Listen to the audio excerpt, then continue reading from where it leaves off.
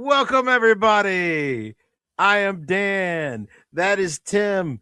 We are the Nerd Champs. Welcome. We're back from our short hiatus of Nerd Side Champs. We really didn't have any great ideas to talk to you about last week, and we had guests that fell through, and Tim had family emergencies, and it just kind of piled up. But we have been talking about this and batting it about. We figure we come on here and break it down with you guys.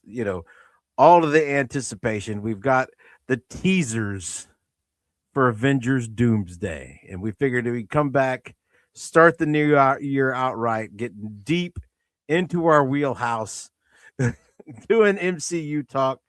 If you have watched these teasers, I've watched these teasers. I feel bad for you because I feel bad for myself.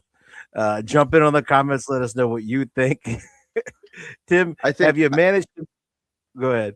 I do think it is probably anybody who's watching this. I mean, it's not going to be a ton of people, but you probably are overwhelmingly familiar with Dan and I's opinions on the MCU. But just in case you're not, we have been done with this universe since the Infinity Saga. So we are ready to move on. We've been ready to move on for a long time. We have been ready to just go ahead and stop it, do a reboot, restart a whole different continuity, make it something completely different. But Marvel just can't let it, they can't let it die. They can't let it go. And so this is why we think this movie is going to be just atrocious, because at this point they've extended all, they've gone through every possibility of trying to make something new and original and fresh and turn it into something that people will like, and nobody has liked any of it. And because nobody has liked any of it, now they have to try to recreate what they did in 2012, and they have to reach back and try to pull these characters from the original Avengers movie to try to, at the very least, get people in the seats. But we don't have any hope it's going to be a good movie. Dan and I we don't have any love for this universe anymore. They've done so many bad things to it since Endgame has ended, and I think that we're just ready to be done with it. So, well, there's a reason. Hey, Derpy, there's a reason. Okay, there's a reason that I'm wearing the Superman shirt, and that's because I actually like this universe better than the MCU right now. Now, look, I get it. Okay. It's not a perfect universe. It wasn't a perfect movie, and it might not even continue with the Netflix acquisition, but I like this a lot more than what they're trying to cram down our throats at Disney right now. Yeah. You know what? One of the best things I've saw recently was just the behind the scenes features on Superman. And Alan Tudyk is the voice. Actually, he's not the voice. He's number 4. He's in a mocap suit. and did you know that Gary is also a name? That was an ad-lib. Yeah, that was totally unscripted. And David Cornsweet lost it. He broke. They had to reshoot it because he's like, 4 is a name. Gary is also a name, and he busted out, man. He's laughing his head off. That just made the movie, and it did. Yeah. And if you watch the credits, his name in the credits cast, Alan Tudyk is not in there as number 4. He's in there as Gary. His character's name. See, that's funny. Yeah, that's character's name in the credits is Gary. That's the fun stuff we're getting in the DCU. But Tim, I would say that MCU has jumped the shark, right? But that's not a fair comparison. Famously, I don't know if everybody, jump the shark comes from Happy Days. Oh, what did Sturpy say? Dan wearing a goated shirt as God is my witness. I thought turkeys could fly. Yes. Great episode. It took a lot of hunting. But I just rewatched that episode for Thanksgiving this year. I found it on the Wayback Machine, actually. So it was on the internet. It was off the internet, but the Wayback Machine still has it. I watched the whole episode, and it was just that's the punch of the whole episode. God is my witness. The newscaster, oh my God, he's dropping. Are those parachuters? There's black image, there's black things coming out of the helicopter. Oh no, they're turkeys. Man. But as we're talking about television, Jumping the Shark actually comes from Happy Days, which we all know was a fantastic show that people still have fond memories about, still talk about all the time, but it ran for a really long time. And famously, when they were trying to recapture some of the magic, or just to let you know how far off the rails it had gotten, they had badass Arthur Fonzarelli in his leather jacket, but cutoff jeans, water ski over a ramp and jump a shark. So that's where the term jumping the shark comes from. But the MCU has more than jumped the shark. See, what they did is they wrote Arthur Fonzarelli out of the show, and they did 3 seasons without him that everybody hated. And then they resurrected Arthur Fonzarelli to jump over a shark. They're bringing him back just to do it. That's what's going on now. Yeah, it's crazy, man. But I digress. I feel like we just get to a situation with a lot of these universes and TV shows and everything where the studio is so enamored with the success that they know that they'll have from it, that they just cannot let that go financially, and the quality suffers. And I feel like the MCU hit that wall. Endgame was the perfect swan song for that continuity. They needed to just stop it, end it, and restart it. And now we've got this big mess, this big jumbled mess in the multiverse saga with characters that, quite frankly, nobody cares about. They have to reach back and bring actors back that already kind of had their send off, so that they can try to get people in the seats for this movie because they spent so much money trying to make this work. So I'm just not. We don't have a lot of hope for it. And these teasers did not give us any more hope. Let's just put it that way. No. Endgame, I will say, was good, not great. The key flaws with Endgame is that it doesn't really hold up to scrutiny. A lot of the things don't make a whole lot of sense. And if you stop right there, the fact that it's all held together with chewing gum and baling wire and duct tape isn't that bad. Like, you can kind of just like write it off. Okay, whatever. But if you're going to keep playing in the sandbox, the fact that it doesn't actually make any sense, like, that really starts to grate on you. You know what I'm saying? Mm-hmm. The blip, and these people come back that were on airplanes in the middle of the air and fall from the sky. Is that what happened? That kind of thing. We got some funny scenes of people showing up in other people's apartments, but honestly, there's a lot worse things than that would have happened.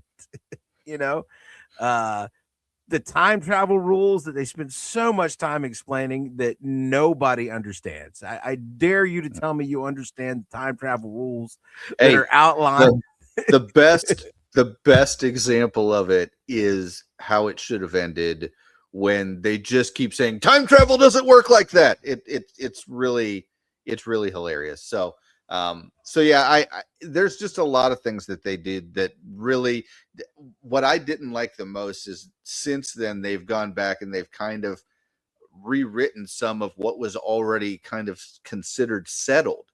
And I think that that's really what got people upset, specifically when we talk Secret Invasion and some of the stuff that happened there. That's really what people had issue with. And now trying to make some of these characters that nobody cares about in the forefront, trying to really push a Young Avengers project that nobody cared about, that they had to scrap.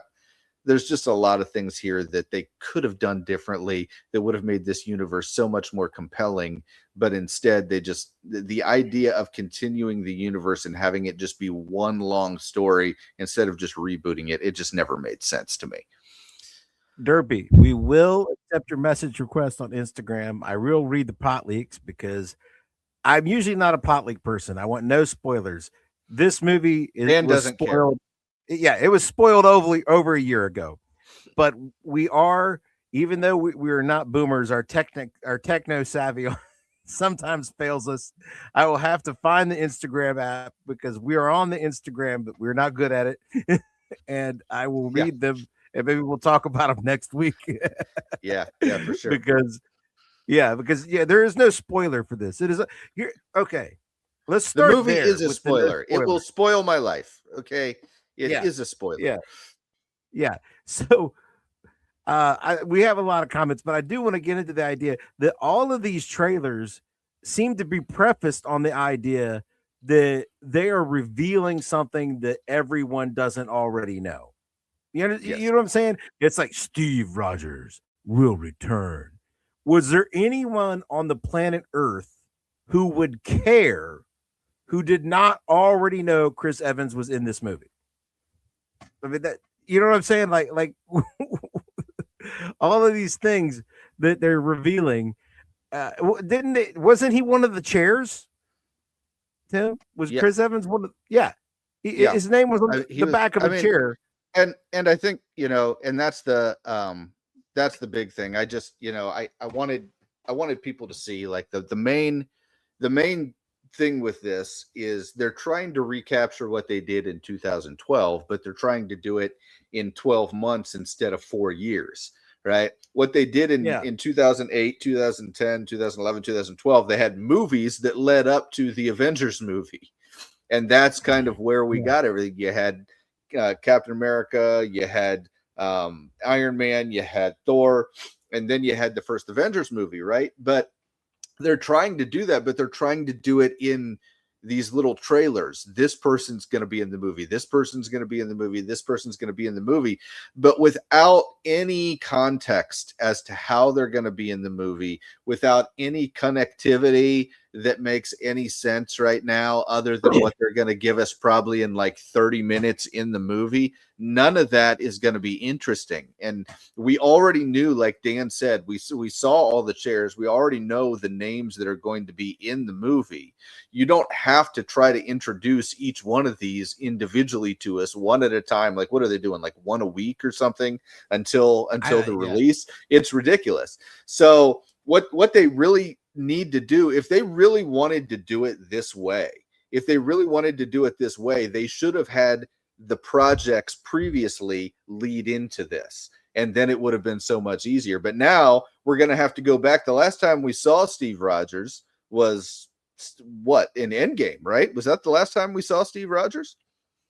Yes. Yes, if the last time we saw Steve Rogers was in Endgame, so we have no connectivity other than what we know of where he went previously, and that makes no sense. They should have had something, a post credit or a glancing visit or something that would have led into this, that would have made a lot more sense. But we don't have that.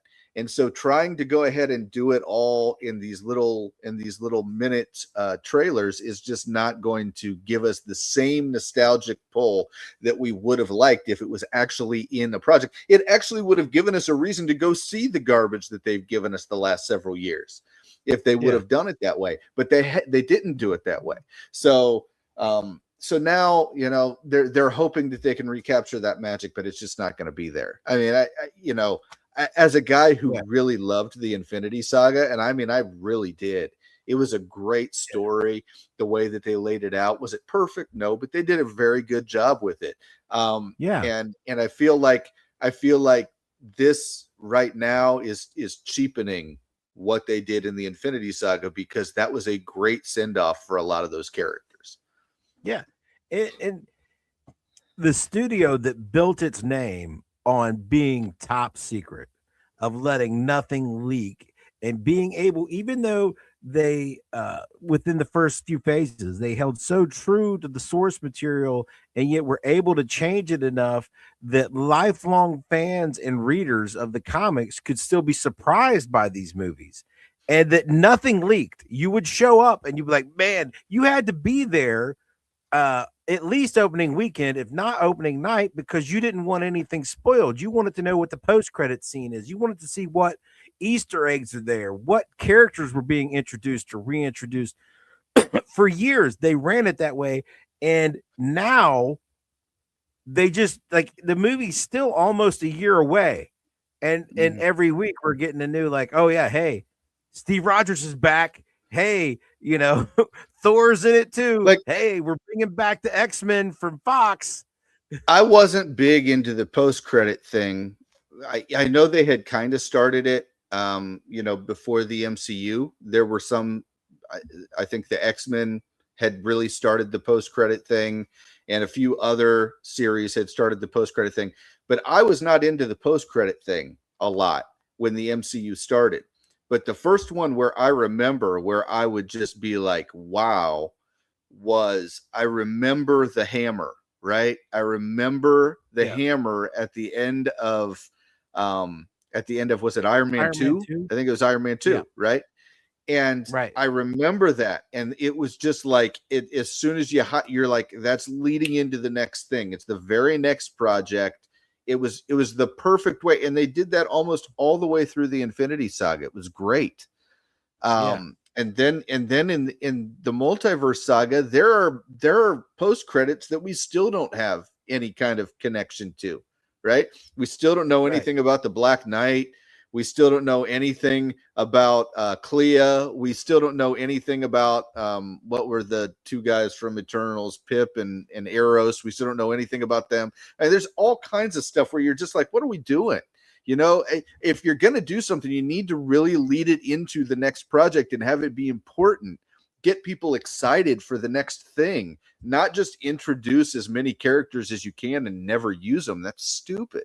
And so I feel like, that Marvel has really lost its way, and the Infinity Saga is not going to be duplicated, but they're really, really trying. All right, they're bringing all the actors back, even Robert Downey Jr.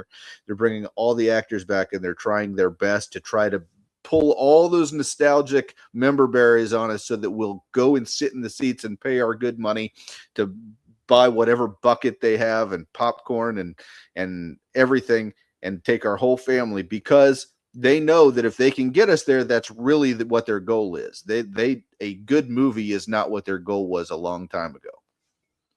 So Derpy says that these plot leaks may change our opinion, but no, no, we'll hold judgment for that. What we do know is just kind of sad, and it seems desperate. The Sony X-Men, not only did all the MCU characters have a proper send-off and a resolution to their story, the Sony X-Men also have had proper send-offs and resolutions to their story. I mean, Logan really wrapped up Professor X and Wolverine very well.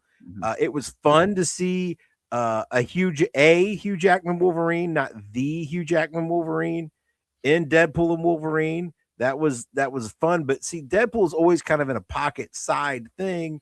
It's more of a parody than an actual thing. You can have fun with that. But the idea that we're just going to bring them back whole cloth is just not exciting. So anyway, we'll get more and more into that. We do have comments in the queue, and we'll run through those. We have I Am the Night. MF says, me watching this movie will pretty much be Jeff Goldblum in Jurassic Park saying, that is one big pile of See, I Am the Night really works hard to get us in trouble with YouTube because we say that we're friendly for all audiences, but he doesn't want us to be. We're a solid PG-13, guys. We are a very solid PG-13, I think. So, yeah. Yeah, I think we'll both be in that Goldblum boat. John Snow Knows Nothing says, so there are two possibilities for Steve Rogers. One, he is from a different universe. Two, he is the Steve from our universe, but they have to travel back in time to get him. Both kind of suck. I don't understand the time travel rules. I'm like, again, I don't think anyone does. So go ahead. Yeah, because your standard time travel rules would lend you to think that no matter what happens in this continuity, we know that Steve makes it through, because then he turns into old man Steve at the end of Endgame, which has already happened after all of this has already happened, right? So right. That would be your standard. But once again, time travel doesn't work like that, right? So that's what they're going to say. They just make it up. No. Time travel doesn't work like that. I feel like this is going to be something that's really confusing until they reveal it in the movie. I'm going to introduce a third possibility that I think might happen, which I really hope doesn't happen, which is that the entirety of the Steve Rogers stuff takes place in the past, and he's never really part of the plot. That is something I could see them doing, where it's like maybe he planted a seed for them to find later on, or old Steve comes back and tells them something, or what. I could see something like that be really, really, really dumb and be part of the plot. So, not gonna be happening. But that is a third possibility. Yeah, every conversation in Endgame that gave me a headache and I didn't understand began with the words "time travel doesn't work like that," and then immediately it sounded like Charlie Brown's teacher. It was "time travel doesn't work like that." Wah, wah, wah, wah, wah, wah, wah, wah, wah, wah, wah, wah, wah. Yeah, and I would just be like, "What?" It's like I didn't even understand why they bothered time traveling, but because it's like you don't change anything through time traveling, and it's like, okay, well then let's just not. You know, so it makes your head hurt. But we do know that old man Steve makes it to present day because there he was, and that's why. Well, it's not why. It's one of the myriad, just many reasons that Falcon and Winter Soldier is a god awful show that no one should ever have to watch, because they spend the whole thing acting like he's dead and not just an old man who handed Sam that shield a couple months ago. You know, so I mean, really, you got to keep track of it. It might have been a long time for us, but it hasn't been a long time for them. They just saw that old man on that bench with that shield. It wasn't that long ago. You're going to, for hours, argue about what he thinks. You could just call him. Anyway, yeah, and while we're talking about Chris Evans, and maybe, Tim, does it look, I'm not trying to cast shade at Chris Evans. He's a very fit man. For some reason in that teaser, the weird focus and the strange lighting, it looks to me like he's being de-aged. It looks like the de-aging software is being used on Chris Evans. Does it look weird to you? I think so. I mean, I think that they are trying to kind of capture, because this is, you know, essentially him from, you know, right after he went back. So I feel like they're trying to make it look like, you know, several years ago, because that's when this movie, you know, when did Endgame come out? 2018, 2019, something like that. I mean, something like that. I feel like that's something that needs to be considered, right? I mean, in 2019, 2018, and then he had kids with Peggy, and so maybe this is supposed to be in 20, you know, so 20, this few years. So when we saw him, you know, he's aged since then. Everybody has. And, you know, we'll talk about Patrick Stewart and Ian McKellen in a minute, talking about people aging, but I think everybody looks a lot different than they did 6-7 years ago. And right. And so, yeah, they have to take whatever measures they can to try to make him look as Captain America-esque as they can. But yeah, I agree. There was something there that didn't quite add up. I'm with you on that. Not that they couldn't have just made his kid like, 4 or 5. And yeah. But you know what? I want to know, is it a CGI baby? Because we do know that the MCU, after watching they love CGI. Thor, the creepy CGI baby was probably the worst part of that movie for sure. Yeah. So, and it was just like, like you could get babies and have them in movies. I don't understand. Like, there are babies in movies all the time, and they just have an actual baby. So KLC 5878. I'm gonna watch it, but my hopes and dreams are currently at the 5 to 10. I think ours are a little lower than that on actually being able to enjoy it. I hope I'm wrong. we're in the same. We hope we're wrong, but we're pretty sure we won't be. But lately, Marvel has proved they're not here for the fans and what we want. Absolutely, we agree 1,000%. Thanks for joining us, by the way, KLC. Yeah, thanks for coming in. I think Dan and I will agree with you 1,000% there. We Marvel has not been here for the fans for a long, long time. This has been all about what Kevin Feige wants to push agenda-wise. It's what Kevin Feige wants to push story-wise. The way I always equate this is Disney does this a lot. They get very, very addicted to their early success, and then they kind of just start doing whatever they want after they think they've got the fans hooked. That's exactly what they did with, for instance, their fairy tale stories, where they got everybody really hooked on Beauty and the Beast and Aladdin and all these great stories. And then they kind of start just going off the beaten path and doing their own thing. And, it's not that I don't think that Emperor's New Groove and Treasure Planet are bad movies, but they're just not the timeless classics like we had before. And so it's the same thing with the MCU. Now they got a little too creative. They overthought the room a little too much. And we agree with you 1,000% on that. So yeah, Disney. All right, Disney is a cancer. Is all I'm going to say. Yeah. But let's go up here. Does Cap have a kid in the books? I don't remember. I never read a book where he had a kid. Have you ever read? There was a series where he had 2 girls, but I don't remember. There was another series, but I don't think it was actually a canon series where he had kids with Romanoff.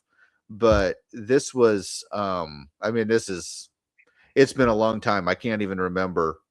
I can't even remember what the kids' names were, to be honest with you. But he had kids with Romanoff, and one was a boy and one was a girl, and that wasn't really considered real by most people, I don't think. But then there was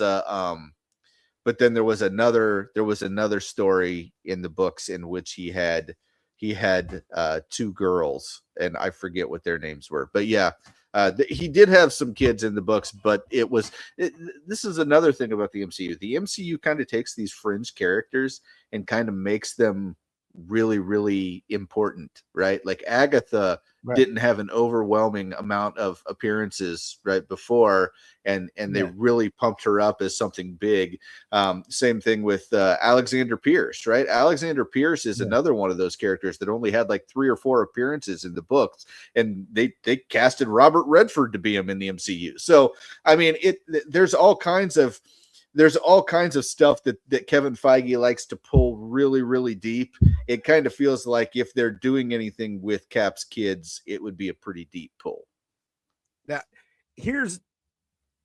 as a medium, comic books are fundamentally different than a live action movie franchise because Derpy, just shoot me in the head if that's the case. I will be dead at 3 hours and 45 minutes. Okay.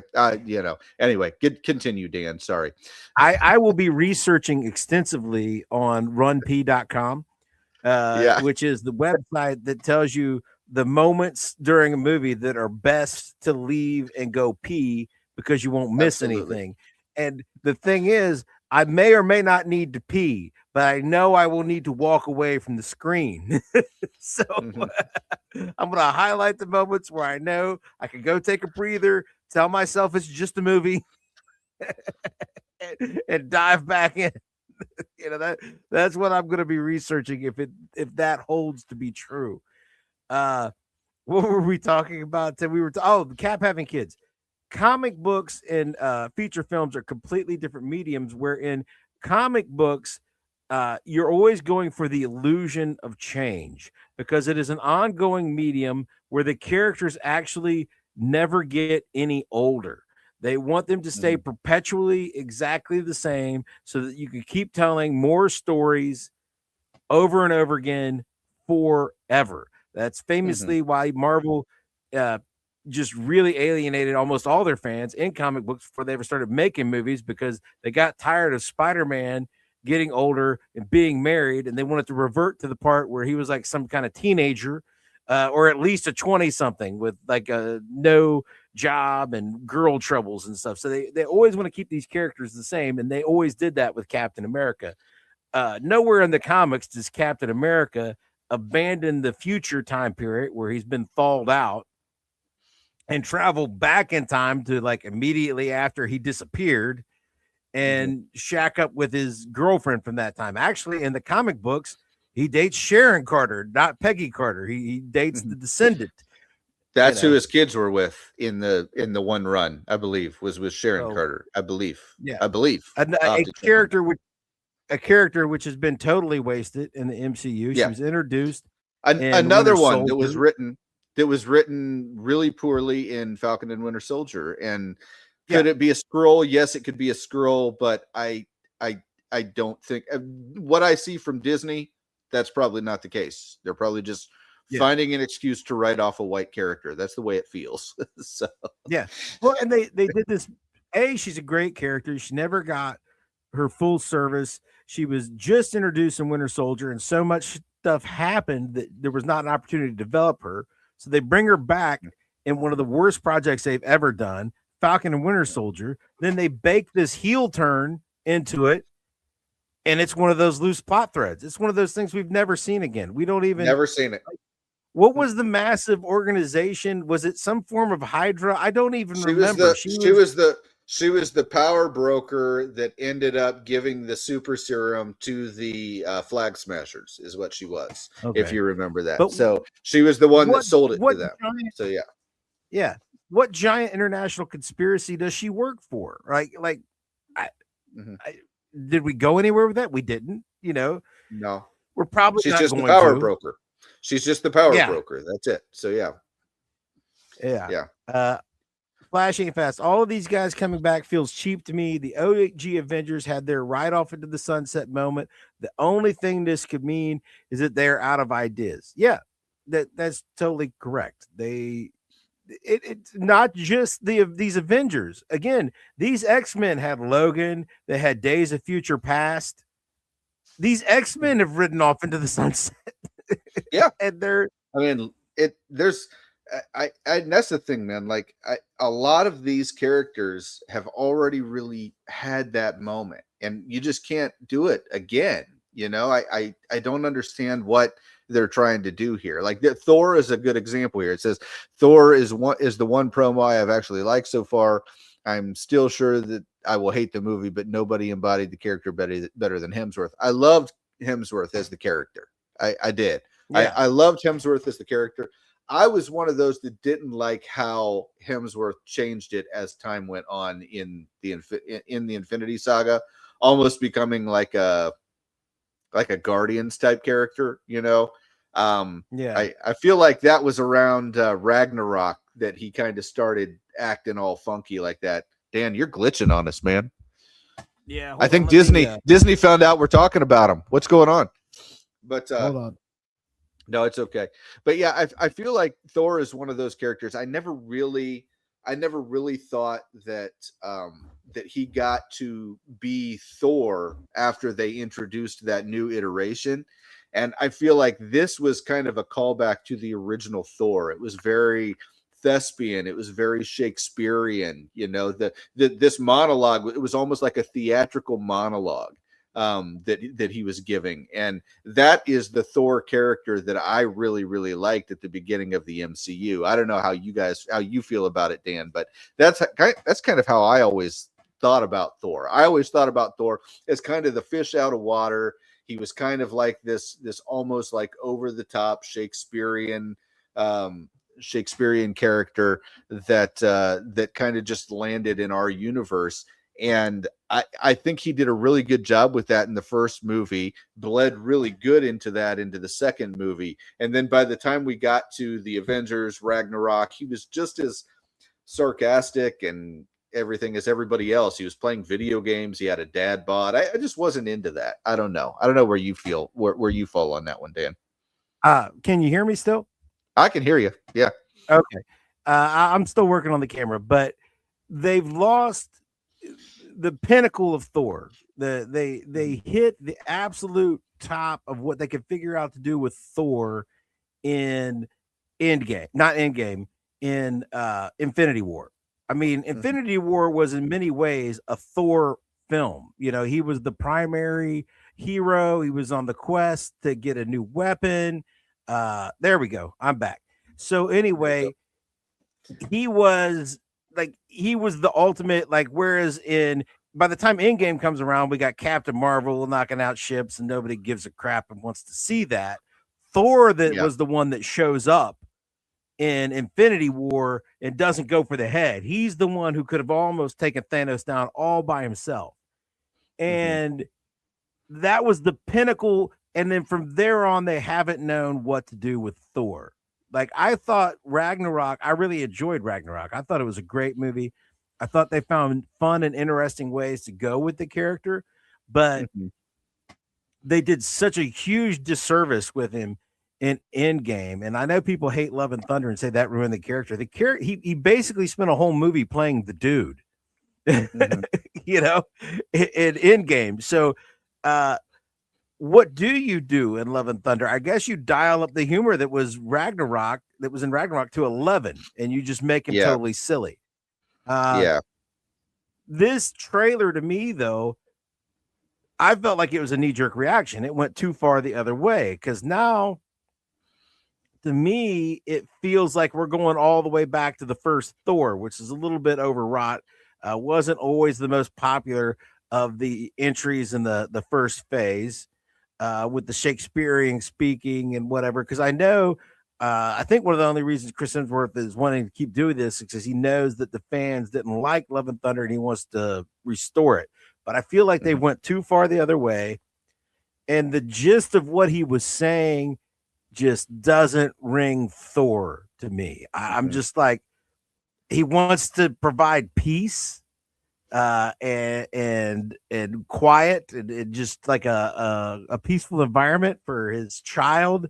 And this is not, it's just anti-Norse. This is not what the Norse god of thunder, a whole religion where the only way you make it to paradise, the only way you get to Valhalla is to die in battle. That is the Hmm. only way it happens. You know, you wouldn't wish a peaceful life on your worst enemy because that is, Yeah. you know, that guarantees you don't have an honorable, glorious death. That means you absolutely aren't going to get into Valhalla. These are not the things that a Norse god of thunder prays for to his father. But and the other thing is, why do we need to be told Thor will return? Was there a doubt? Did we think Thor wasn't going to return? This is not one of the I don't know, man. Like I don't know. I think this is a little bit of the Russo brothers just kind of overthinking the room and thinking that what people liked about the end credits was the so and so will return in this project, right? And I don't think that's what people liked about those end credits. And honestly, like I could have done without any of those and just known the information that I got from the actual post credit scene.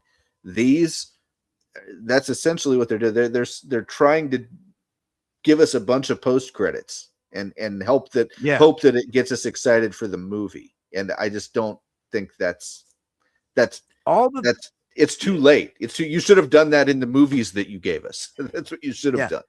So all the things that used to be first day, first viewing surprises are being included in these trailers.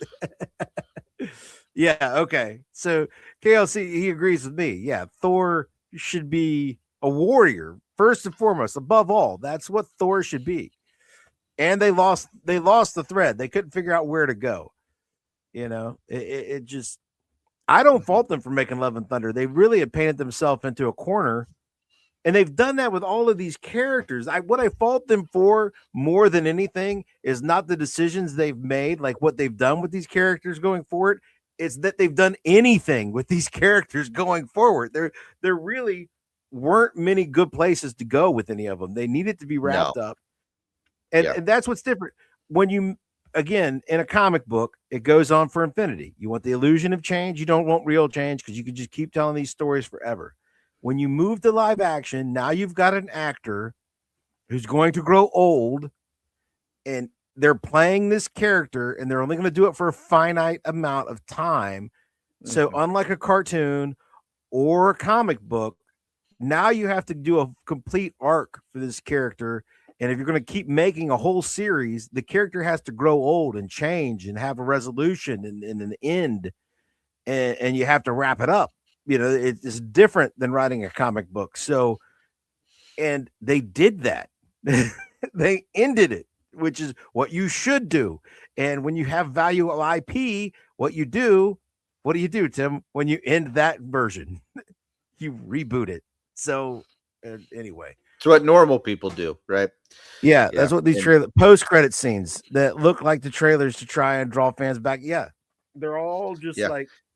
The Russo brothers, I think, realized that they should have been doing this all along and are going to try to do it now in a year's time and give us all the post credits we should have had for the last 5 years. But I don't think it's going to work. It's a little too late at this point, I think. So anyway. So me and Tim had this conversation. I don't know if we get to the comics book in the comments. Tim might have scanned ahead about the only way Tony having RDJ as Doom, the only way that could have possibly worked. There are only two ways it makes sense. There's only two ways like it works and could be satisfactory for the viewer. And one of them was if it was a complete, total, absolute, no leak surprise that no one knew was happening. Like if they did not promote it, if they didn't tell anybody, if it was top secret and you didn't find out, so you were there on opening night and boom, there's RDJ as Dr. Doom. Now, would that make the film any better? No, it still wouldn't make any sense. It's either not Victor Von Doom, it's an alternate reality Tony Stark, or it's the worst soap opera character actor replacement we've ever seen in film. Where like today, the part of Dr. Doom will be played by the guy who used to be Tony Stark. Don't notice that all the characters don't recognize him. You know, it's one of those, you know. So either way, it still would have given the audience a thrill if it not even a hint of a murmur got out about it, and everybody was just blown out of their seats on opening night, like, oh my God, I can't believe they pulled that off. I can't believe they did that. Very, very famously, George Lucas told nobody the ending of Empire Strikes Back, not even the actors that were on set. He had faux lines in there that were not the correct dialogue. And Mark Hamill didn't know. David Prowse didn't know. Nope. Nobody in that movie knew. Nobody in the studio knew except for George Lucas what the ending of the movie was going to be. And then when it was revealed, and George and George revealed it in the end of Empire Strikes Back, that I am your father, that was a huge moment in American cinema because nobody saw that coming, right? And I feel like you're right, Dan. Basically, this is the equivalent of George announcing 3-4 years ahead of time that that Luke was going to be Darth Vader's son. That's what this is the equivalent of. It's like you took what could have been a massive shock, a massive surprise to all the characters, to all the audience, and you've basically just announced it ahead of time because you wanted to give gravitas to the project, because you knew that the reputation of the IP was in the gutter. And that is awful. That's awful. Yeah. That's not true artistry. That's basically just begging people to come back because we got this guy. We got this guy that you liked once upon a time. See, it's ridiculous. See, we got the guy. We did the thing. It's actually the 1-to-1 comparison would be if George Lucas had put in the Star Wars holiday special right after Chewbacca's dad gets done watching porn in the living room, he hangs it up, and Art Carney comes over to him and says, hey, Darth Vader is that Luke Skywalker guy's dad.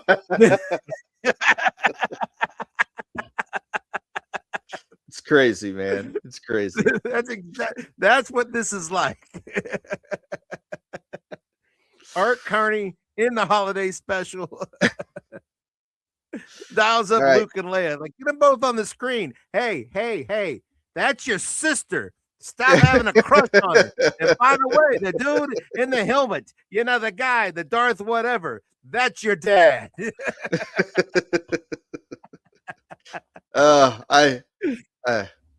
We never got any more Art Carney in the Star Wars universe. I wonder why, but anyway.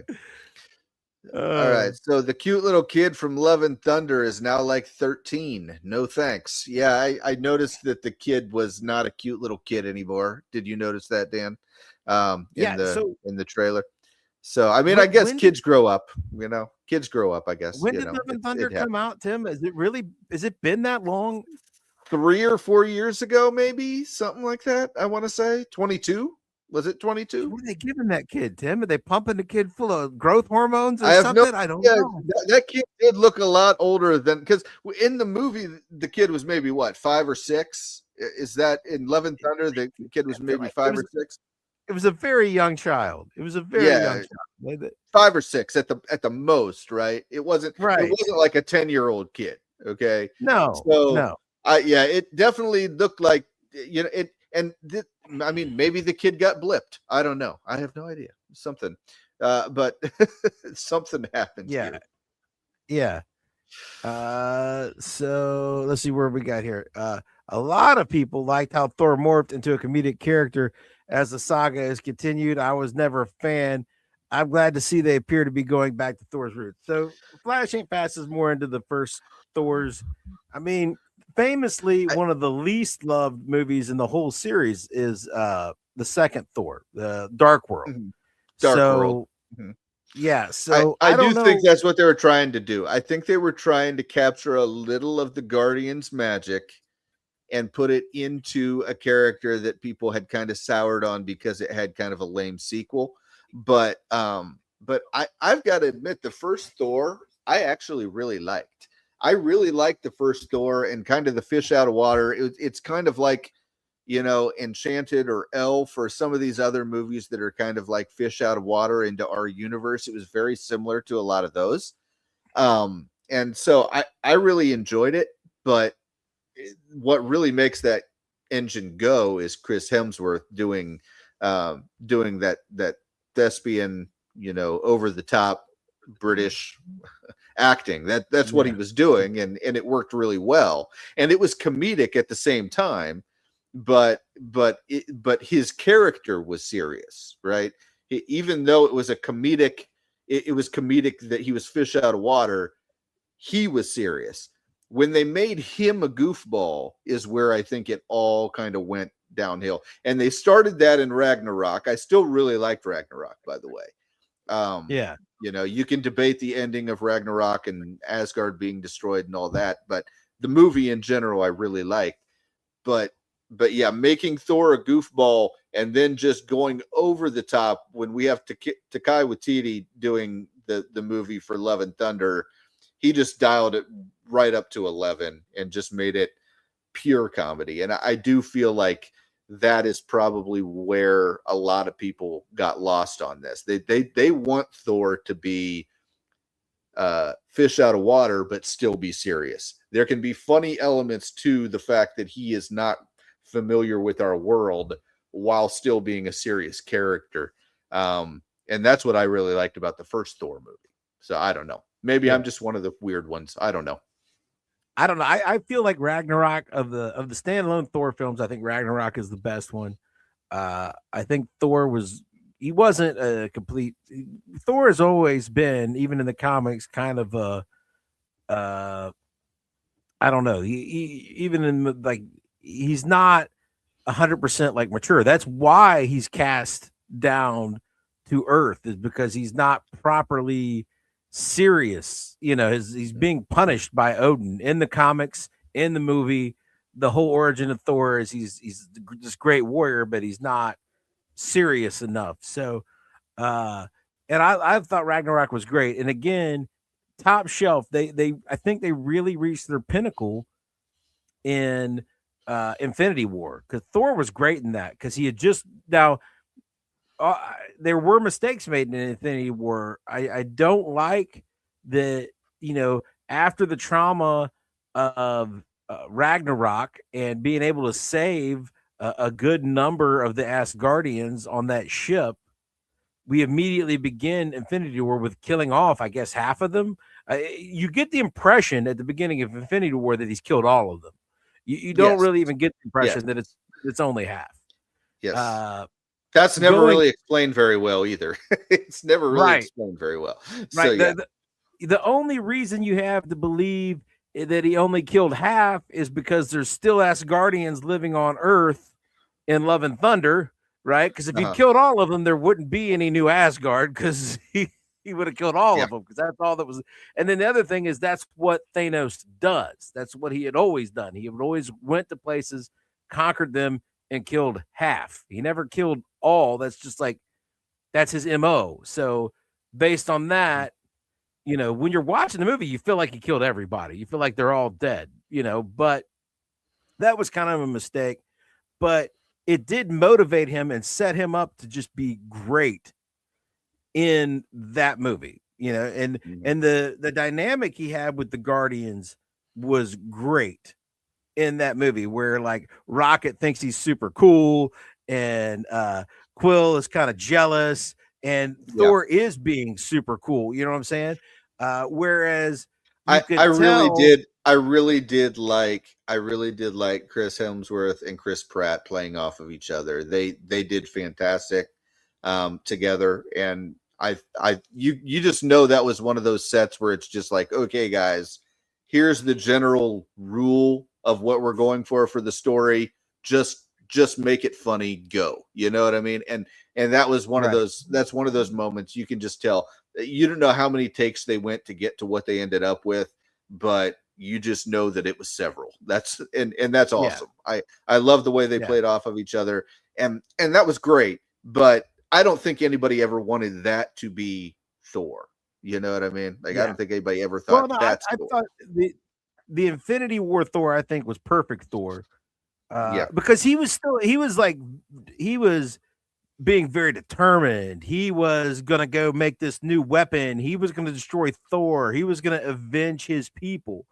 And the Guardians were around him, reacting to that and providing the humor, where he wasn't. You know what I'm saying? He is on a mission. And they should have wrapped up his interaction with the Guardians by the end of Infinity War, because when he shows up in Guardians 3, they've totally changed the dynamic to where now all the Guardians are done with him.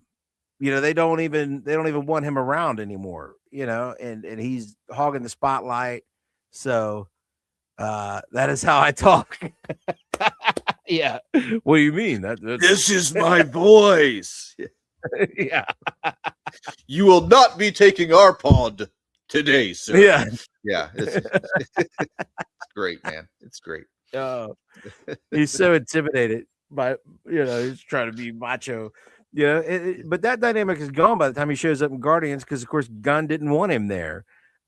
So he's immediately shooed off, or actually he wasn't in Guardians. They had to shoot the Guardians into the beginning of Love and Thunder of Thor. And again, they took the comedy that was the Guardians were being comedic and Thor wasn't, and they turned that up to 11 and made Thor the dunce of a group of dunces, which is what the Guardians are. You know what I'm saying? He's the reject in this group of rejects. It's the corner they painted themselves into. They needed to end that relationship at the end of that movie, and they just destroyed Thor and Endgame. I can't really reiterate enough that Dad bod, the dude Thor, playing Fortnite, that doesn't all care night, about Asgard. That doesn't care about Asgard. And I just there's so much there to take in.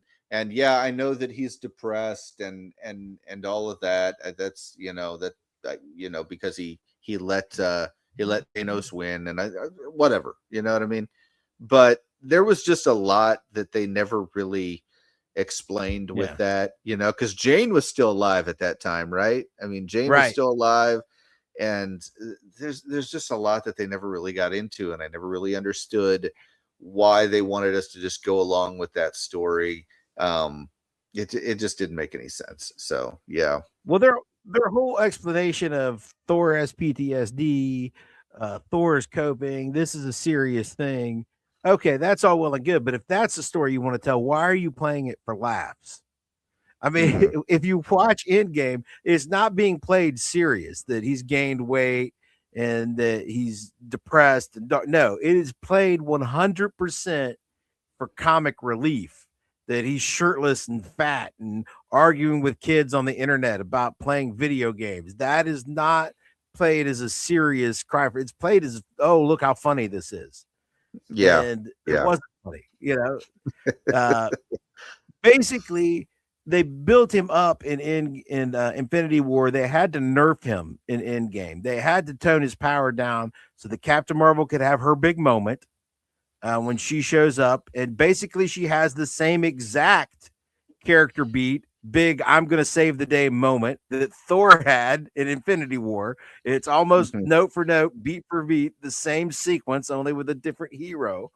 So they had to nerf Thor for that to happen and try to get you to forget that they've already done this trick.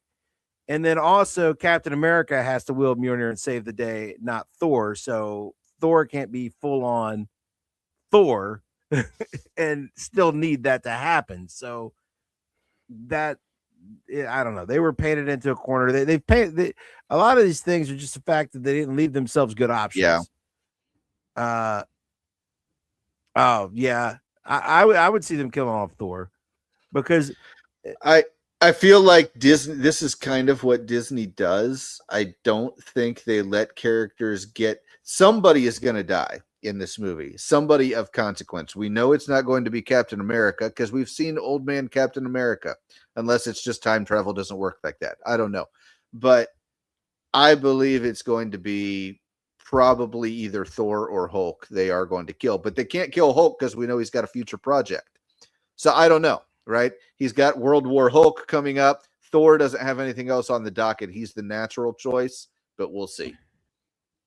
didn't am I remembering wrong? Didn't Chris Hemsworth announce years ago that he had a genetic testing and he's predisposed to have dementia or something, and he didn't want to Yeah. play Thor anymore because he wanted to spend Yeah, more there time was with his something. family? Yeah, there was something like that where he had some kind of disease, and yeah, there was a lot of that. So I think that, but once again, so you kind of gave him a swan song moment in Endgame, right? I mean, did we Right. need Love and Thunder? I don't think we did.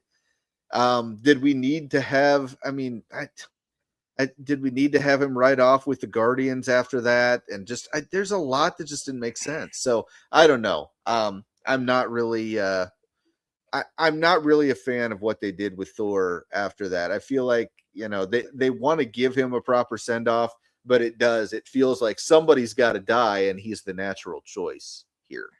So yeah. I feel like No Way Home was a pretty good coda to Endgame. It was kind of like the morning, and we're wrapping this up, you know. Mhm. And the great thing about it is it put a coda on Endgame and left Spider-Man in such a way that Sony could keep making Tom Holland Spider-Man movies Mhm. that didn't have to tie so deeply into the MCU. They had given him a new costume. They had taken him down to street level. Nobody knew who he was, and we could finally get like some street level Spider-Man movies, you know. Yeah. But Disney's not going to let that happen, and Well, that's when they started having their dispute. It was right after that movie is when they started having their dispute with Sony about the character and all that. So, there were a lot of wrenches thrown in here, but not the least of which is that they kind of did this to themselves with poor planning and poor writing. okay, this is not how anyone wanted to send off the Fox X-Men or introduce them into the MCU. What are they doing? So What are they doing, Tim? Why is this the X-Men? I think we skipped one here. This one's good too, Dan. Who wants to see a who couple of wants old to see a geezers? couple of old geezers consoling each other in their wheelchairs? So, yeah. So hold on. I want to focus on that for a second. I love Sir Patrick Stewart and Sir Ian McKellen. They are two of my favorite actors of all time. I absolutely love them both. And their acting goes back, just decades. And, make it so. I'm a huge Picard guy, just so you know. I'm a huge Picard guy. Yeah. Love it. Okay. And obviously Ian McKellen, Lord of the Rings, X-Men, just so many great things.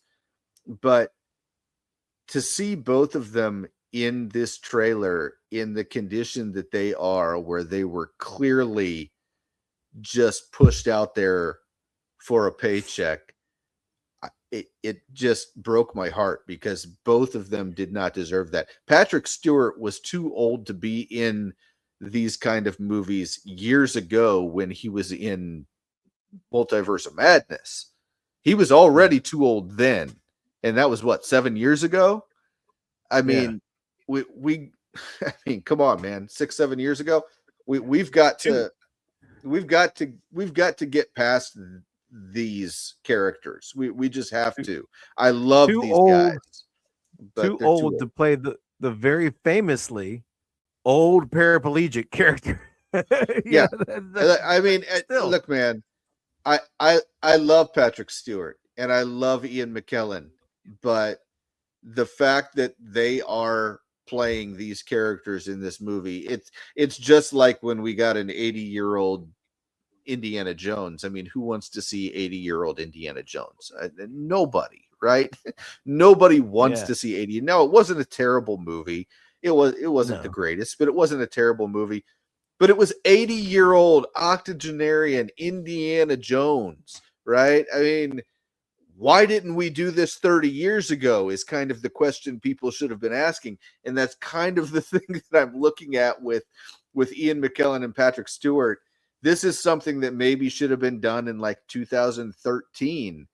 And if it couldn't have been done in 2013, you kind of missed your window, because those guys do not look like they're ready to do a movie like this. So it was kind of sad to see, actually. These versions of these characters have been wrapped up well, and you just got to think back to when Disney acquired Fox and what you thought would happen and what you were actually looking forward to at that time. It's just hope they bring back one of Tim's favorite characters in the Netflix series, Iron Fist. Can't wait. Oh, bro. Iron Fist. Okay, man. Finn Jones. He can go be the Prince of Flowers all he wants, but he was a terrible Iron Fist. All right, continue, Dan. Sorry. When they acquired Fox, we were all excited to see, because we were still you're still in the middle of the Infinity Saga when they acquire Fox, and Infinity War hadn't even happened yet. We still had all of these characters, and they hadn't done any stinkers yet. And you were like, "Wow, we're gonna get a fully integrated version of the X-Men. We're gonna get the MCU's take on these characters. We're gonna see them interacting with the Avengers.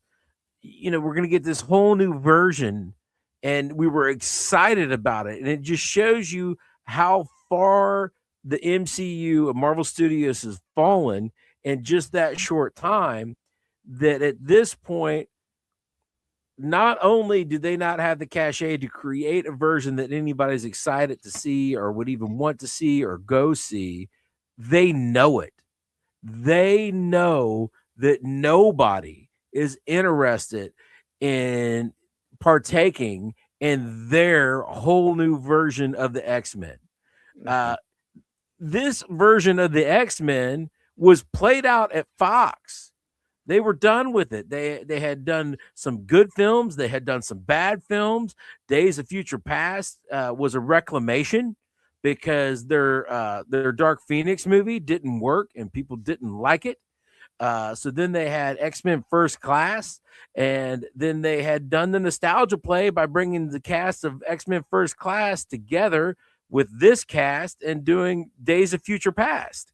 And they had wrapped all that up, and this cast had already been played out at that point. At that point, it had already been abandoned by that other studio because that was what, 2013, 14, something like that. 2013, maybe. I mean, that's 12 years ago. I'm sorry, 12 years ago or so. And now the only idea that Disney can come up with to put in the MCU is, okay, people used to like this version. They forgot that they were tired of it. So we'll throw Kelsey Grammer at the end of a film as the Beast, even though we already recast the Beast. In the Nicholas First Class film. Yeah, Nicholas Hoult. Lex Luthor is already the Beast. But we're gonna we don't need Fraser Beast. We've got Lex Beast. Okay. Yeah. So we're gonna troll out Fraser and make him be Beast at the end of a film that nobody wants to see. And I will never see. I just know he's in it because Tim told me. And then we're going to roll out the whole cast, and throw them in an Avengers movie, never introduced, never hinted at. What? Dan, go ahead, Tim. There is one chair that is conspicuously absent. We do not have Elliot Page's chair as Shadowcat. We don't have that. Okay. I don't know if we're going to get Elliot Page as Shadowcat. What do you think? It would be the most Disney thing. Yes. To make Elliot Page Shadowcat in this movie. It would be the most Disney thing. I feel like the only reason we wouldn't get it is because Elliot Page doesn't want to do it. They can't get Elliot Page to do it would be the only reason that they wouldn't do it, because Marvel would just love to rub everybody's face in that. They would just that is like a hog to slop right there. They're like, oh, buddy. Yeah. So that the fact that that's missing is I don't know. You know what? That could be the big reveal that they're sitting on. That could be. That could be, but yeah. I mean, are we getting Anna Paquin? Is she in here? Do we have Rogue?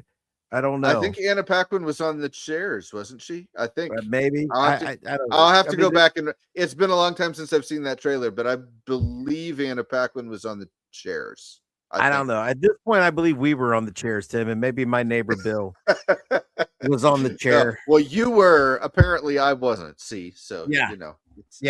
I will return. They got by the we were joking by October they're going to be running ads, that say, Ernest Borgnine will return in Avengers Doomsday. Steve Byrne, what do you think, Byrne? Yeah. What we're going to do is we're going to take this Doom guy. Oh my goodness. We're going to get him. What do you think, Byrne? Kevin McAllister will return. Please buy a ticket to our movie. John McClane will return. We bought the AI rights to Bruce Willis. Come see our movie. Yep. Yep. 80-year-old Indiana Jones will return in Avengers Endgame. Doc Brown and Marty McFly will return and will make the time travel make sense. Come see our movie. Maybe that's how Captain Steve Rogers gets back to modern times right there. Yeah. Just the whole idea that the best idea they could come up with, because now, I mean, you only get to roll the X-Men out for the first time one time. You know what I'm saying? This is Disney's first major X-Men launch, their first X-Men project, and their best idea to start it off with is like, oh, here's the one you've seen before. But, and not only that, but for years there was infighting within Marvel for years about whether or not they should even call it the X-Men. Do you remember that? They launched the idea that it was going to be called the Mutants, and and oh goodness, what's her name? What's the oh Kathy gosh, Kennedy? What? No. no, not the Marvel lady. What was her name? Victoria or oh gosh, but anyway, she did Victoria Alonso. She did an interview, and she said that the X-Men name was outdated and there were a lot of women in the X-Men, and there was just so much that you could tell that they were trying to push, and that's why they were holding off, because they could not agree behind closed doors on what they should do with the X-Men. And so because of that, I think it cost them 4 or 5 years. And those 4 or 5 years made all the difference, because now this is the only storyline in which they can introduce the X-Men interacting with the OG Avengers. You can't have Iron Man and Cyclops fighting side by side anymore unless you introduce some crazy multiversal story and just have it together, and that's what they're having to do. So yeah, they sat on it too long. I mean, way too long. And Kevin Feige told us it would be a while, but I don't think he envisioned it would be this long, right? And that's the main issue, because going this long has pretty much just guaranteed that that it's not going to make sense. The Fantastic Four already doesn't make sense. That's why nobody went to see that movie. And now you're introducing the X-Men into and bringing these characters back in a way that doesn't make a lot of sense. It's weird. So what does this say? Oops, if you guys were in it, it would easily do 25 billion. Yes, yes, it would. We bring the box office. No less than $1 billion for this face. Okay. Yeah. And then I feel like showing Cyclops wearing the 91 threads and doing a mega blast is a pretty big spoiler. Yeah, I was kind of surprised they went that route on the teaser. I think there's bigger spoilers that they could do with the X-Men, but that was one. I will say this. I was a big fan of the arcade game Children of the Atom, and that was almost shot for shot. Whenever you would win a battle with Cyclops, what he would do with and it looked almost exactly the same. So pretty awesome, I thought. But what's really cool about that is a lot of the power of Cyclops was never really explored in the X-Men universe, in the Fox X-Men universe. It was never really explored. And this kind of showed, Cyclops doing a mega blast like that. It's like a nuclear explosion almost. Okay. Like that's how dangerous he is if he really wants to be, And so, that's kind of what they were introducing there. I thought it was pretty cool. Yeah. This movie, again, it's January. It doesn't come out until November. I don't think there will be any surprises when you go to see this film. Well, I mean, Derpy just emailed us a whole list of us. We're not going to get into it today, but he just emailed us a whole list of things that have already leaked. I mean, and that's one of those things. It's like, I just don't know what surprises are going to be there for us. Yeah, there will be none. Like, again, this is the studio that built its name and its popularity on being tight-lipped and surprising everyone on day one with every movie. They always had huge surprises. Like, everybody went to see Winter Soldier and had no idea that Robert Redford was the bad guy, had no idea that S.H.I.E.L.D. had been Hydra the whole time. Like, that it had been infiltrated from day one, and S.H.I.E.L.D. was being run by Hydra. That was... And that's what the whole movie is about, and yet no one had any idea that anything like that happened in the film. No clue. You found that out sitting in the movie theater. Yeah. So, and to see a studio that could do that and pull off a surprise like that, reduced to like, hey, they're in the costumes, Yeah.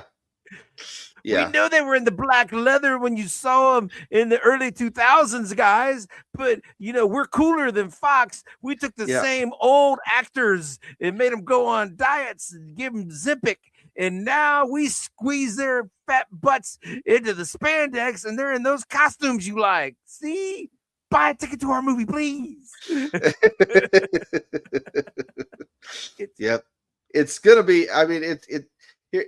And here's the thing about Endgame is I'm not saying that in isolation I won't enjoy it.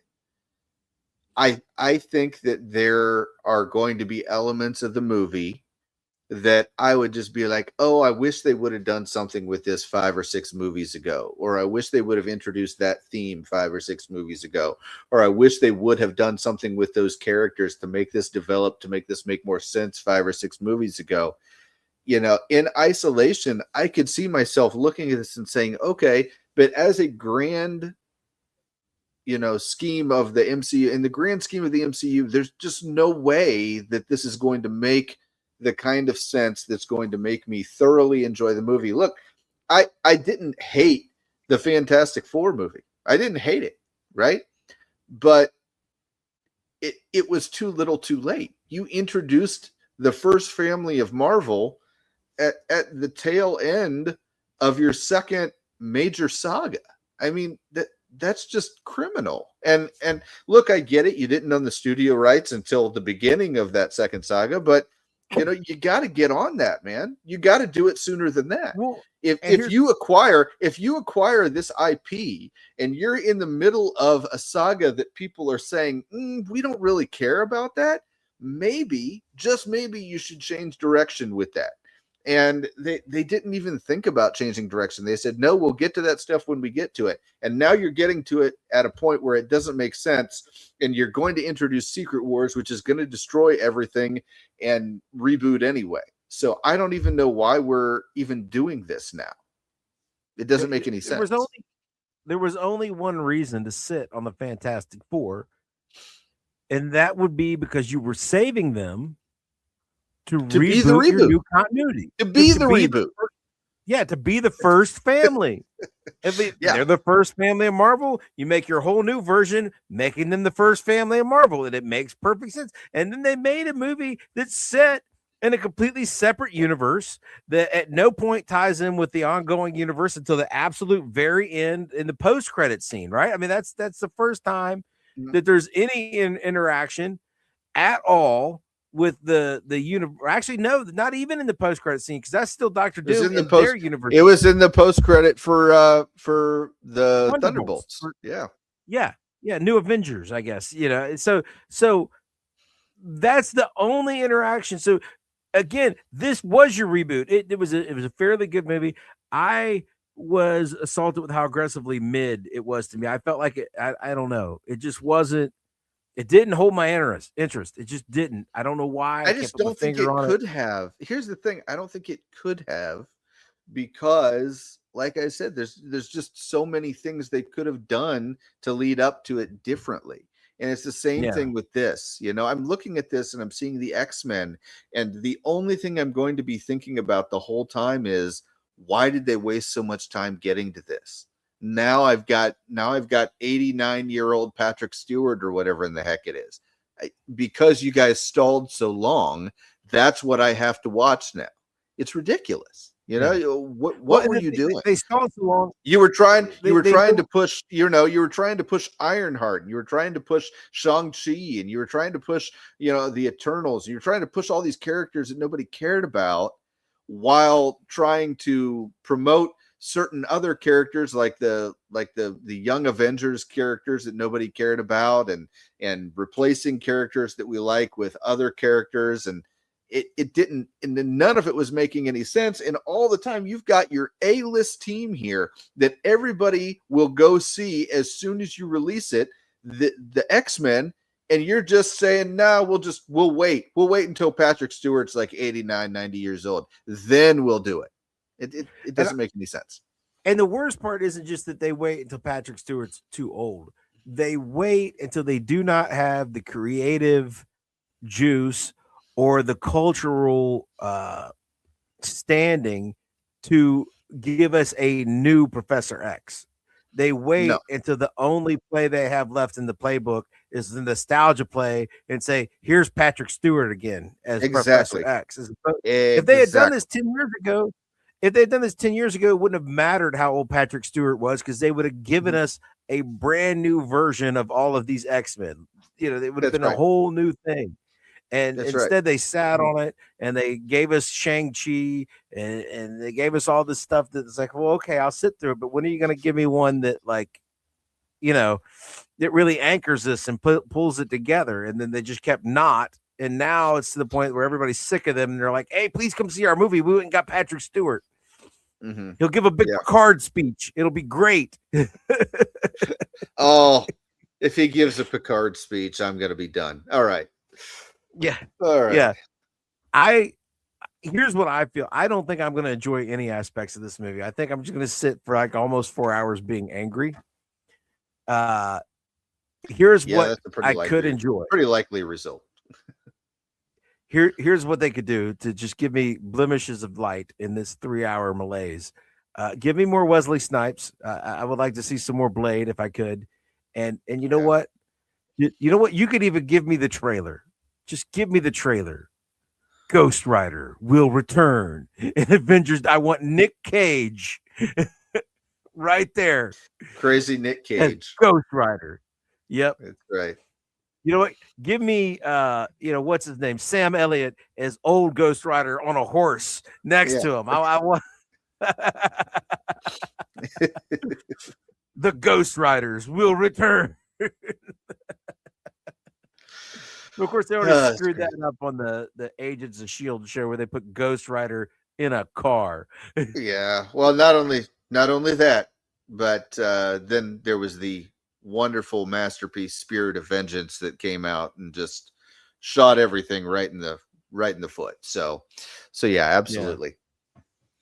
Yeah. But yeah, if they just give me Nick Cage's Ghost Rider and some more Wesley Snipes, then maybe I'll have a couple moments of just hey. Here's the thing. Like, I'm not the guy. Like our friend Jonathan, I love him to death, and he's watching he's hopefully watching his Rebels win tonight. I don't know. I'm not watching, but I do know that he loves just the nostalgic pull. He loves the idea of, oh, I saw this guy play this character 10 years ago, and now they're coming back just for this movie, and it'll be great. I've never been that guy. I've never thought that really made a lot of sense. I'm more about the now. What is the story now? What is the story that matters now? And how can I maximize and optimize it to be as fluid as it can be into the next 10 years? That's what matters to me. And doing all these nostalgic pull movies, that's what this whole multiverse saga has felt like to me. The entire multiverse saga has just felt like trying to reach back, trying to pull all these other characters into this universe. And now you're stuck at the point where you got a couple of guys in wheelchairs. That's going to be you've got a couple of old guys in wheelchairs, not because their characters demand it, but because the actors demand it. That's a problem. Okay. I feel like we need to ask ourselves if that is really maximizing the entertainment value in what we've got the next 10 years going on in the MCU. Hey, don't abandon us, folks. It's 1713 Canes at the end of the third. So in case you want to know, you don't have to run. Oh, is it really? The Canes are still up 1713, huh?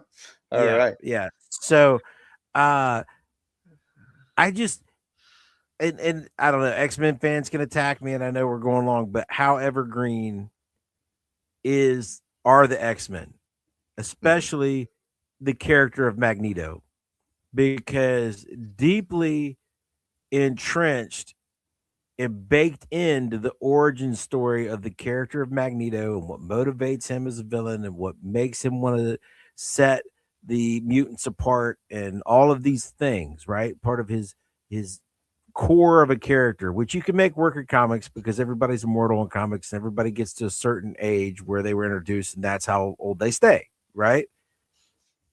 Magneto is a Holocaust survivor. And he's a contemporary of Professor X. Yeah. So that makes permanently Magneto and Professor X, members of the Greatest Generation. So that makes them both permanently, actually, probably older than Patrick Stewart or Sir Ian McKellen. They're, That was I mean, I know always he was, he that was, was always kind of the problem with the original X-Men timeline that nobody wanted to talk about.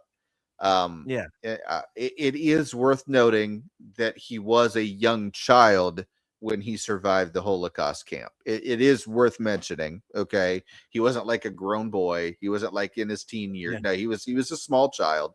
But but yes, the math is the math, Dan. I mean, that means in the 1940s, in the early 1940s, he was 4 or 5 years old. So it's what, 2026 now.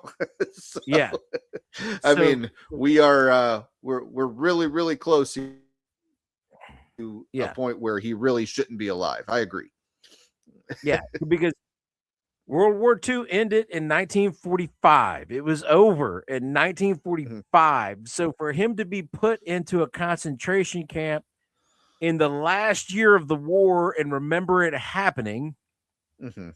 he had to have been born at the absolute latest in 1940. That way he's 5 years old when he gets into the camp in 1945 and is liberated months later. Mhm. you know, which doesn't really seem plausible for the trauma that he inflicted. He would probably have to be more like 6 or 7 when he went into the camp in 1942 or 43. But you know what? Let's just give him that. He was born in 1940. Yeah. Well, That the makes him biggest problem with that 86. timeline is the biggest problem with that timeline is that they introduced Magneto in the 90s, right? And I think that is, the late 90s is when they introduced Magneto, and the timeline had issues and gaps because of that then, but they were going along with the storyline that had kind of been introduced in the late 80s, early 90s, when they relaunched the X-Men. And because of that, that was kind of, they changed it up, obviously. They changed it up, and instead of Jubilee, they had Rogue be kind of the young one and all that. But I feel like, there always were kind of timeline issues there, and that's when the multiverse got introduced, and that's when everything just went downhill. So I'm not a big fan of that. Okay, I've never have been a big fan of that. It's one of the reasons there are a lot of timeline issues with that X-Men universe, the Fox X-Men Yeah. universe. Well, I don't have time to well, get into all of them, but well, that was just one of Magneto was introduced in the comic books in them. 1963 in Mhm. X-Men #1. Now in Mhm. 1963, We're only 20 years removed from World yeah, War II at we're that point. 18. We're 18 years removed from the end of World War You know, II. yeah, So the yeah, idea that Magneto had been a kid and in the camps, they would have put him in like his 30s or something. He wouldn't even and it's comic books, right?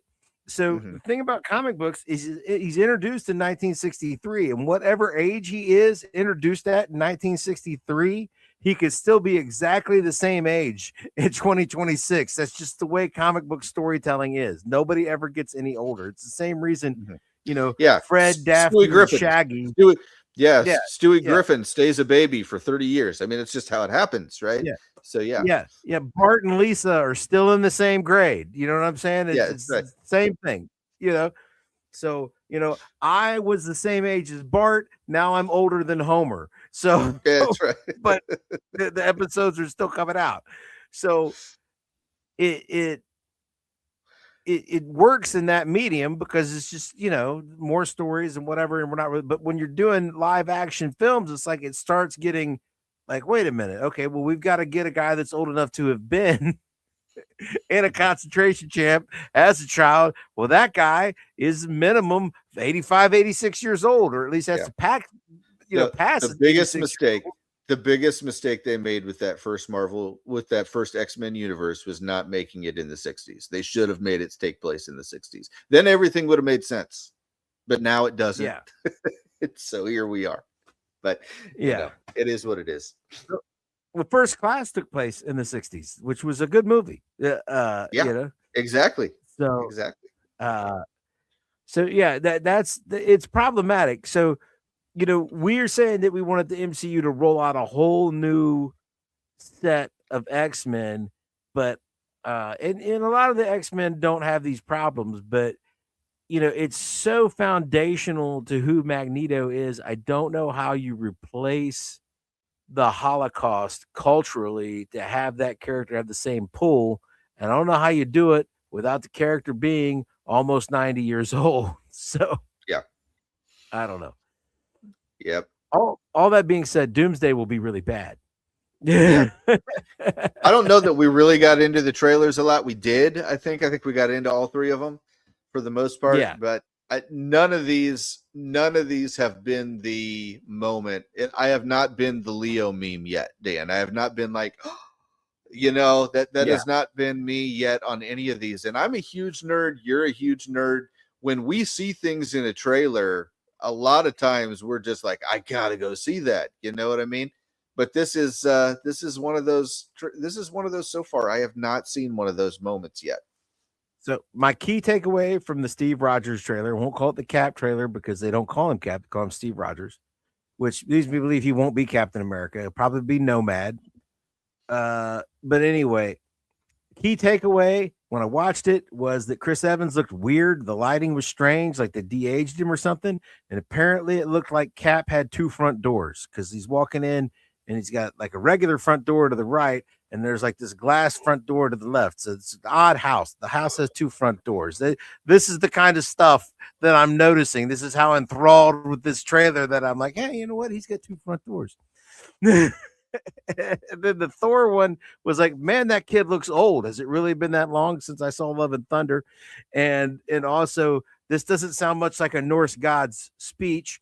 And the third one was just, man, that's really old and sad. And watching him sit and play chess, and it was the mansion's all torn apart. I don't care how that happened. Do you care how that happened, Tim? I don't. No.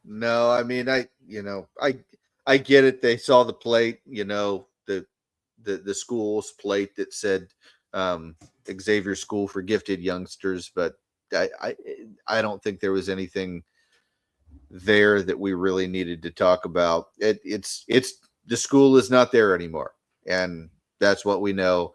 And they're in wheelchairs, and they reach over and grab each other's hands like a Cialis commercial, and then we see Cyclops blowing stuff up. That's all I remember. Tim, are they going to go there, Tim? Like you really just planted the seed. It's Disney. I can't assume that they're not going to go there. All avenues lead to Disney deciding to do something really stupid. So maybe. I don't know. So maybe Magneto and Professor X decided just to finally quit batting around the bush and grow old together and be a couple. Yeah. We'll find out when we sit through this atrocity of a film. So anyway, so that was my key takeaway from watching those three trailers. Did you have like any epiphanies that like? No, my main takeaway that I had overall is that they're basically just trying to bait us all into getting interested in the movie because they're bringing people back. That's all that they're trying to do. They're not really doing anything crazy with these characters. There's not going to be any major development. Think about it. I mean, these characters, the amount of characters that they're bringing back to this film, each one of these is only going to have like a few minutes. Like, this is the main problem that they had with the Flash movie that came out several years ago, is each person that they brought back a whole bunch of people and a whole bunch of characters, but each one only had like a few minutes because of that, right? And that's what you're going to get here too. Like, you're going to get each person getting a few minutes, and then you're going to have a big battle at the end probably, or it'll lead into another movie that's going to be the big battle probably. But I just feel like there's not going to be enough screen time for any of these characters to really justify going to see the movie because so-and-so is in the movie, right? If you're going to go see this movie because you think you're going to get a good 30, 40 minutes of Ian McKellen and Patrick Stewart, you're not. That's a spoiler right now. You're not going to get that. You're going to get a few minutes of each of these characters, and that's all you're going to get. And that's a shame. It really is. Do the trailers culminate with Tony Stark will return in Avengers Doomsday? I think that's what's I think that they are testing the waters. I think that they've got multiple endings in the holster, and they're waiting to see what's going to be the biggest surprise, and they're going to go with that. That's what I think they're going to try to do. So if Tony Stark coming back is going to be the biggest surprise, they'll do it. If there's going to be somebody that needs to die, they'll do it. But I think that they've got multiple endings. I don't think they really know what the ending to the movie is yet. So that's what I'm going to say. So, yeah. It sounds so awful. Anyway, God. We'll sign off tonight by telling you Dan and Tim will return in Nerdside Champs next week. Yep. And until then, Tim, OH. IO.